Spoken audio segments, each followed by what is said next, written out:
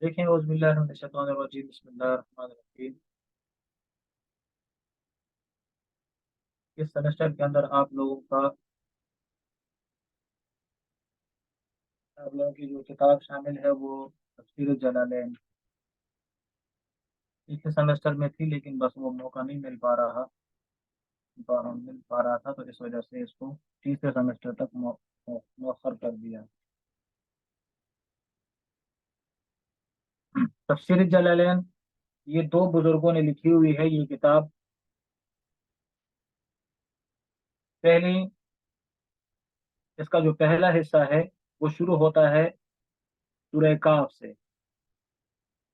اور وہ تفسیر لکھی ہے جلال الدین محمد ابن احمد المحلہ الشافعی، انہوں نے لکھی ہے۔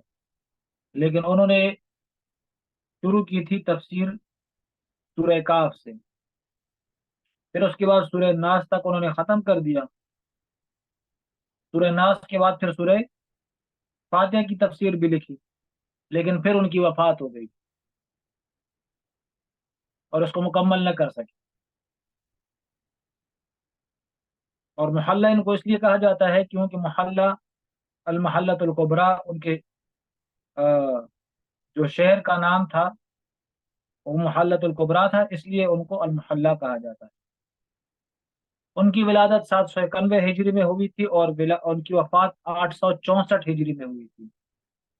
791 ہجری میں ان کی ولادت ہوئی تھی اور 864 میں ان کی وفات ہوئی تھی۔ تقریباً 73 سال 73 ان کی عمر تھی۔ پھر اس کے بعد ان کے شاگرد علامہ جلال الدین عبد الرحمن بن ابی بکر السیوطی الشافعی، انہوں نے اس کی تفسیر شروع کی۔ دونوں شافعی المسلک تھے۔ اچھا، لیکن جو پہلی تفسیر ہے وہ ان کے استاد کی تھی جلال الدین محمد ابن احمد، اور دوسری تفسیر جلال الدین عبد الرحمن بن ابی بکر، یہ ان کے شاگرد تھے۔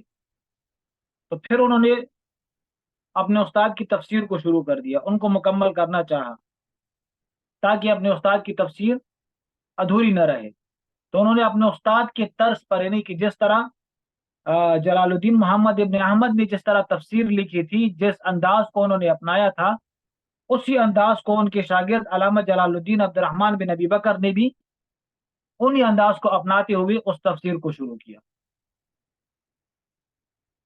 سمجھ آ گئی بات؟ تو اس لیے اب یہاں پر تفسیر جو شروع ہوتی ہے تو وہ سورہ بقرہ سے شروع ہو رہی ہے۔ حالانکہ عام تفاسیر آپ دیکھتے ہیں، عام تفاسیر وہ شروع ہوتے ہیں سورہ فاتحہ سے، لیکن یہاں پر تفسیر شروع ہو رہی ہے سورہ بقرہ سے، اس لیے کہ سورہ فاتحہ کی تفسیر وہ ان کے استاد کی تفسیر کے ساتھ ملا دی گئی، اور یہاں پر تفسیر انہوں نے شروع کی جو ان کے شاگرد ہیں علامہ جلال الدین عبد الرحمن بن ابی بکر، ان کی تفسیر سورہ بقرہ سے شروع ہو رہی تھی، تو اس لیے سورہ بقرہ کو پہلے اور یہاں سے تفسیر ان کی شروع کر دی گئی۔ سمجھا کی بات؟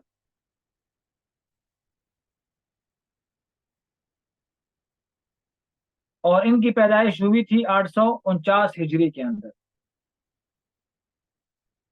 اور وفات ہوئی تھی 913 ہجری کے اندر۔ اور ان کی تفسیر شروع ہوتی ہے سورہ بقرہ سے، جو شاگرد ہیں، اور ان کی تفسیر ختم ہوتی ہے پھر سورہ اسراء تک۔ پھر سورہ اسراء کے بعد سورہ فاتحہ سے تفسیر شروع ہوتی ہے، پھر وہ تفسیر ختم ہوتی ہے سورہ ناس کے اوپر۔ سمجھ گئے؟ تاکہ جو استاد کی تفسیر ہے وہ اکٹھی ہو، اور جو شاگرد کی تفسیر ہے وہ اکٹھی ہو، دونوں ایک جگہ پر ہوں۔ اور دونوں حضرات کا نام جلال الدین تھا، استاد کا نام بھی جلال الدین محمد ابن احمد، شاگرد کا نام بھی جلال الدین عبد الرحمن بن ابی بکر۔ چونکہ دونوں کا جو ہے تو دونوں کا لقب جو ہے وہ جلال الدین تھا، تو اس لیے تفسیر کا نام رکھا گیا جلالین، اس لیے تفسیر کا نام جلالین رکھا گیا۔ ٹھیک ہے، اب یہاں پر کچھ اصولی باتیں کہ تفسیر اور تعویل میں کیا فرق ہے۔ تو تفسیر کہتے ہیں ہوا تعین و معنی اللفظ بواسطہ نقل من القرآن او السنت، او الاثر او بواسطہ تخریج علی قواعد الادبیت والتعویل. سمجھ گئے؟ تفسیر کہتے ہیں کہ کسی لفظ کے معنی کو متعین کرنا، کسی لفظ کے معنی کو متعین کرنا، یا تو قرآن کے ذریعے سے، یا حدیث کے ذریعے سے، یا اثر کے ذریعے سے. اثر کہتے ہیں صحابی کے اقوال، تابعین کے اقوال نہ، ان کے ذریعے سے، اور یا اصولی قواعد. ٹھیک ہے، علم الاصول جو قرآن کی اصول ہیں، علم المعانی، صرف، نحو، ادب، ان اصولوں کا لحاظ رکھتے ہوئے قرآن کی کسی لفظ کا معنی متعین کر، اس کو تفسیر کہتے ہیں. سمجھا گئی بات؟ تو تفسیر کا معنی کیا ہوا کہ قرآن کی کسی لفظ کے معنی کو متعین کیا جائے، یا تو قرآن کے اندر کسی دوسری جگہ کو دیکھ کر اس کے لفظ کا معنی متعین کیا جائے، یا کسی لفظ کا معنی متعین کیا جائے حدیث کو دیکھ کر، یا اثر کو دیکھ کر، صحابہ تابعین کے اقوال، اور یا قواعد کو دیکھ کر، اصول، علم الاصول کو دیکھ کر کسی لفظ کے معنی کو متعین کیا جائے، اس کو تفسیر کہتے ہیں. اور تعویل کسے کہتے ہیں؟ حمل اللفظ المحتمل لمعنى على بعضها بواسطة القواعد العقلیة الصحیحة. تعویل کہتے ہیں کہ کسی لفظ کے معنی کو معمول کرنا، کسی لفظ کے معنی کو بیان کرنا، لیکن وہ معنی کی جس کا اس میں احتمال ہے، کچھ قواعد عقلیہ کو دیکھ کر کسی لفظ کے معنی، کسی لفظ کا کوئی معنی بیان، جس کے اندر وہ معنی آ سکتا، اس کو تعویل کہتے ہیں. سمجھا گئی بات؟ اب یہاں سے تفسیر ہے بسم اللہ الرحمن الرحیم. تو اب یہاں پر بسم اللہ کے اندر بحث ہے کہ مصنف رحمہ اللہ نے کتاب کی ابتدا کو بسم اللہ کے ساتھ کیوں کیا. بس طلباء اس طرح کی بحث کرتے رہتے ہیں، ٹھیک ہے، کہ بھائی کتاب کو بسم اللہ سے کیوں شروع کیا، حالانکہ مقصد تو جلالین کو شروع کرنا تھا، تو بسم اللہ شروع میں کیوں لکھا؟ تو اس کا جواب وہی ہے، کل امر ذی بال لم یبدأ ببسم اللہ فهو ابتر، کہ مصنف رحمہ اللہ نے اپنی کتاب کی ابتدا کو بسم اللہ کے ساتھ کیا، اپنی تفسیر کو بسم اللہ کے ساتھ شروع کیا، قرآن کی موافقت کی وجہ سے، کیونکہ قرآن کی ابتدا بسم اللہ کے ساتھ، حدیث کی موافقت کے لیے، کیونکہ حدیث کے اندر ہے کل امر ذی بال لم یبدأ ببسم اللہ فهو ابتر. ہر وہ کام، نیک کام جس کو بسم اللہ کے ساتھ شروع نہ کیا جائے تو وہ اس کام کے اندر برکت نہیں رہتی.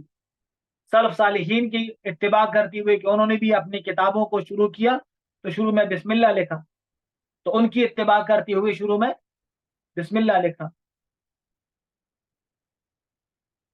آگے الحمدللہ حمدا موافیا لنعمہ مکافیا لمزیدہ، والصلاة والسلام علی سیدنا محمد وآلہ وصحبہ وجنودہ.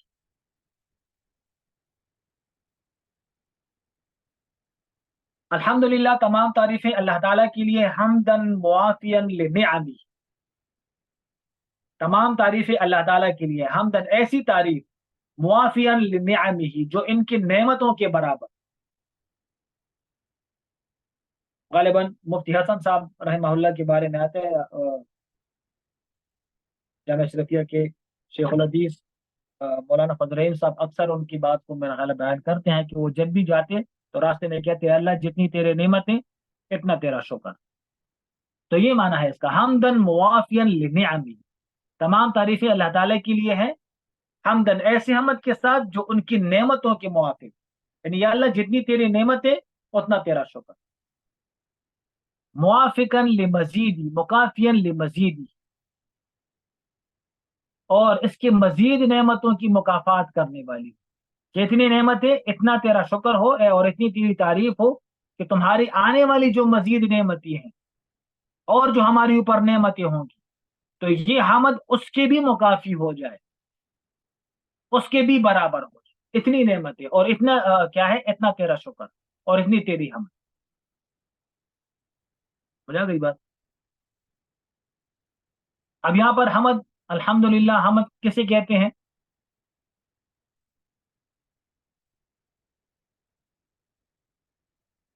تو حمد کہتے ہیں تعریف کرنا. حمد کسے کہتے ہیں؟ تعریف کرنا. لیکن تعریف ایسی صفات کے اوپر کرنا کہ موصوف کی اختیار میں وہ صفات وہ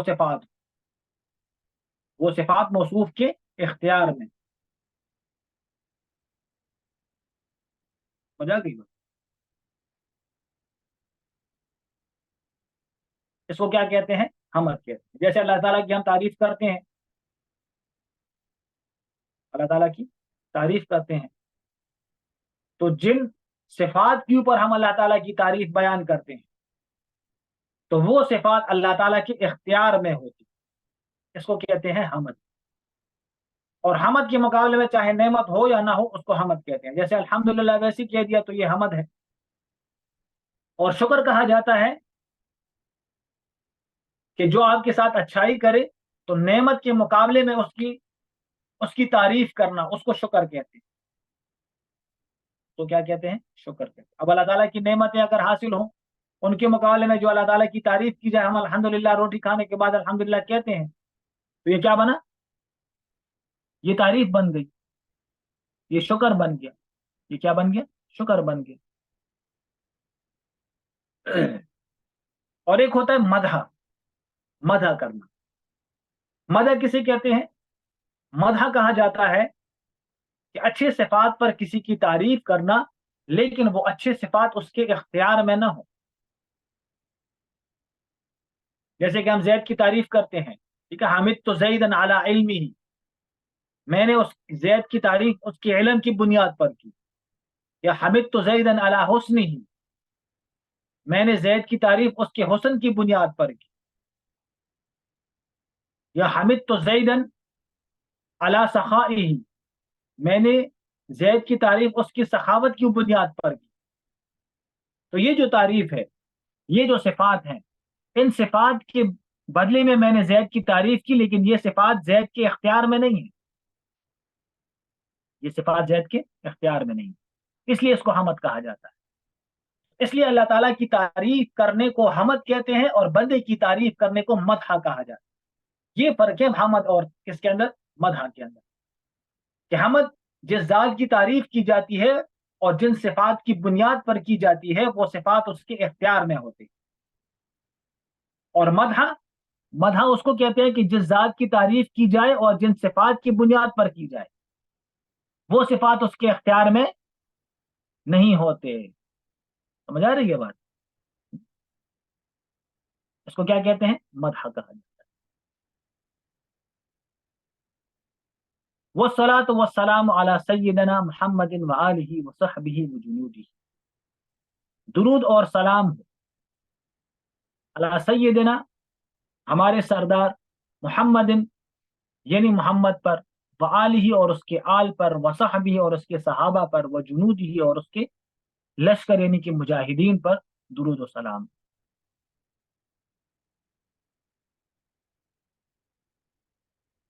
اب حمد و ثنا کے بعد صلات کو پیش کیا، تو صلات کو پیش کرنے کی عقلی وجہ جو ہے وہ یہ ہے کہ اللہ تعالیٰ انتہائی علوی مرتبے کے اندر، اعلیٰ مرتبے کے اندر، اور ہم انتہائی سفلی مرتبے کے اندر ہیں، انتہائی نیچے مرتبے میں. تو ہماری پہنچ اللہ تعالیٰ تک نہیں ہو سکتی، ہماری پہنچ اللہ تعالیٰ تک نہیں ہو سکتی. اس لیے ہمیں کوئی ایسا واسطہ تلاش کرنا ہوگا کہ جس کا تعلق اوپر والے مرتبے کے ساتھ بھی ہو اور نیچے والے مرتبے کے ساتھ. سمجھ گئے؟ اور وہ واسطہ کون ہے؟ نبی کریم صلی اللہ علیہ وسلم. آسمانوں پر گئے، اللہ تعالیٰ کی ملاقات کی وہاں پر. تو اس لیے وہ واسطہ، اس کا تعلق اللہ تعالیٰ کے ساتھ زیادہ قریب ہے. اللہ تعالیٰ کے زیادہ مقرب بندے ہیں، سب سے مقرب بندی اللہ کے رسول اللہ کے ہیں.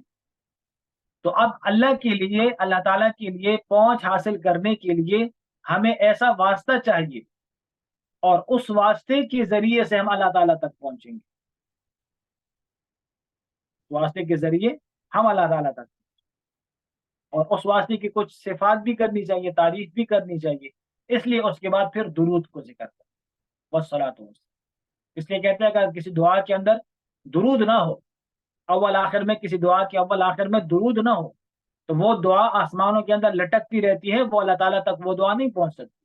تو اس لیے اللہ تعالیٰ تک پہنچنے سے پہلے اس واسطے کی طرف جانا ہو، سمجھ گئے؟ ڈائریکٹلی اللہ تعالیٰ تک نہیں پہنچ سکتے۔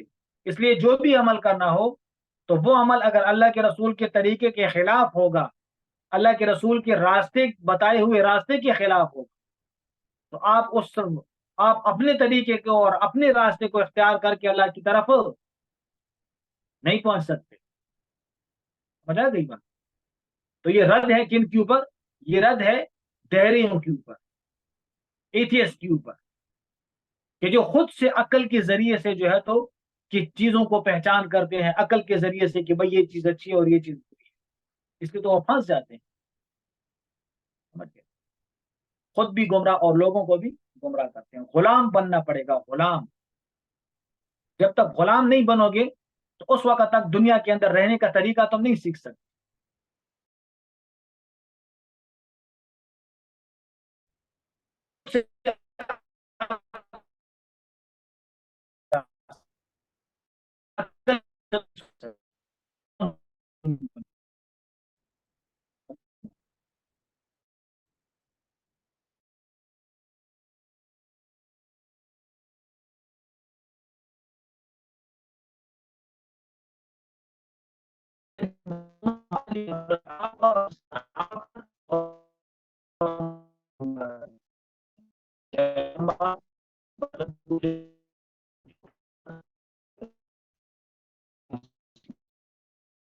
اچھا، یہ